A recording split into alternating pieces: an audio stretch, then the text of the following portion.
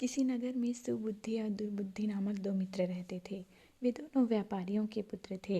एक दिन वे व्यापार करने के लिए लंबी यात्रा पर निकले। सुबुद्धि के भाग्य ने साथ दिया और उसे गड़ा हुआ खजाना मिला जिसमें 1000 सिक्के थे।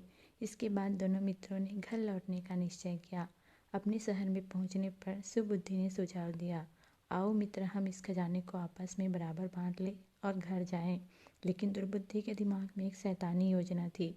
उसने कहा, नहीं मित्र, हम इस खजाने को साझा ही रहने दें ताकि हमारी मित्रता बनी रहे।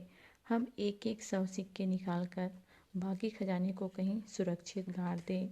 सरल स्वभाव की सुबुद्धि को अपने मित्र की दुष्ट योजना का अनुमान नहीं हुआ, अतः उसने वैसा ही किया जैसा दुर्बुद्धि ने कहा। अब वे दुर्बुद्धि ने वह सारा धन तुरंत ही खर्च कर डाला। अब वह सुबुद्धि के पास गया और बोला कि उनको 100 सिक्के और निकालना चाहिए। सुबुद्धि सहमत हो गया और वे पैसा निकाल लाए। दुर्बुद्धि ने वह पैसा भी बहुत जल्द खत्म कर दिया। फिर वह सोचने लगा, यदि हम 100 सिक्के फिर निकाल ले तो भी 400 सिक्के बचे रहेंगे। अच्छा होगा यदि मैं पूरे 600 सिक्के चुरा लूं।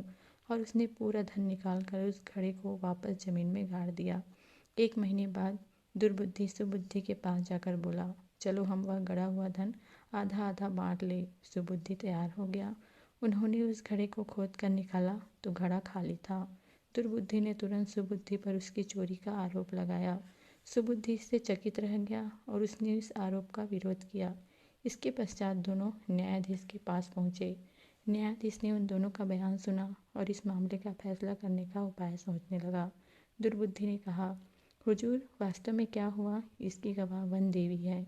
आप कल उस स्थान पर आइए जहाँ हमने वह धन गाड़ रखा था और स्वयं वन देवी से सत्य का पता कर लीजिए। न्यायाधीश मान गया। उस रात दुर्बुद्धि ने अपने पिता को इस बात के लिए तैयार कर लिया कि वह उस स्थान के निकट स्थित वृक्ष की कोटर में जाकर बैठ जाएगा। अगले दिन सुबह जब न्यायाधीश वहां पहुंचा तो दुर्बुद्धि ने चिल्लाकर कहा, हे वन देवी, कृपया न्यायाधीश महोदय को बताइए कि सच्चाई क्या है। पढ़ाए हुए तोते की तरह उसके बाप ने पेड़ की कोटर से कहा, सुबुद्धि ने धन चुराया है। न्यायाधीश सुबुद्धि को उचित दंड देने पर विचार करने लगा। इसी बीच सुबुद्धि ने उस कोटर में कुछ सूखे पत्ते और टहनियाँ डालकर उसमें आग लगा दी। कुछ ही क्षणों के बाद दुर्बुद्धि का बाप जगह जगह झुलसा हुआ उस कोटर से बाहर निकला। दर्द से बिलबिलाते हुए उसने न्यायाधीश से कहा, असल में मेरे बेटे ने सारा धन चुराया है। उसने मुझे झूठ बोलने पर मजबूर किया। न्यायाधीश ने तुरंत ही आदेश दिया कि दुर्बुद्धि को उसके कुकर्मों के लिए सूली पर चढ़ा दिया जाए। खजाना सुबुद्धि को सौंप दिया जाए। उसे राजा की तरफ से ढेर सारा पुरस्कार मिला। कमेंट सेक्शन में बताइएगा कि कहानी आपको कैसी लगी। इसी प्रकार की और कहानियाँ सुनने के लिए हमारे चैनल को सब्सक्राइब करें, वीडियो को लाइक और शेयर करना ना भूलें। धन्यवाद।